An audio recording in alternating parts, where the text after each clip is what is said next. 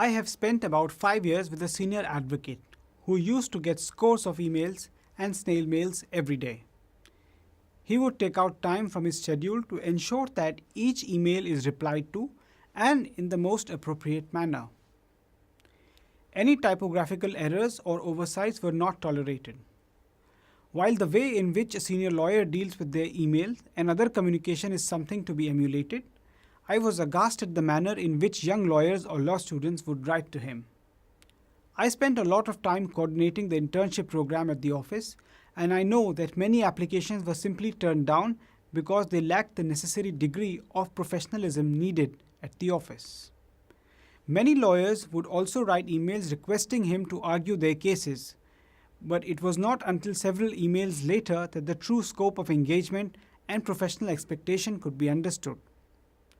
It is for this reason that you must learn to write professional emails.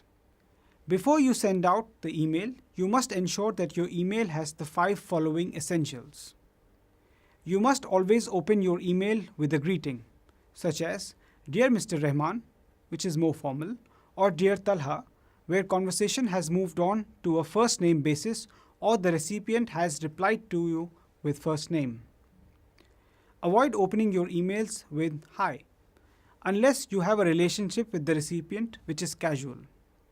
Respected is not used anymore, but you may choose it still if the recipient is a high dignitary. If you do not know the name of the recipient, it is safer to write Dear Sir or Dear Ma'am. If you are replying to a client's inquiry, you should begin with a line of thanks. If someone has replied to you promptly, don't hesitate in thanking that person for his or her prompt response. Studies have found that when you thank the reader, it calms down the reader and makes you appear as a polite and affable person.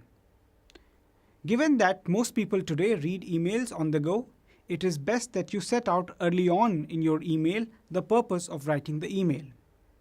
You can write, I am writing to you in connection with, or I am writing to you to request you to, etc. Once you have made the purpose clear, the reader is ready to receive your email, and then you can move on to its contents. Naturally, you will need to pay careful attention to grammar, punctuation, and spellings. Make sure that your spell checker is enabled. Before you end your email, it's polite to thank your reader one more time and to reassure the reader that the email is like a conversation.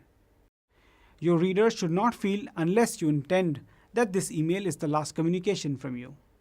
Therefore, you might end your email with Thank you for your consideration, and then follow it up with If you have any questions or concerns, do not hesitate to let me know, or I look forward to hearing from you.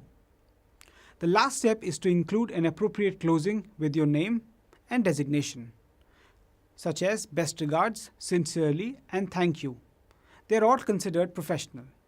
Avoid closing such as best wishes or cheers unless you're good friends with the reader. You should provide your contact details as well if your signature line does not have it.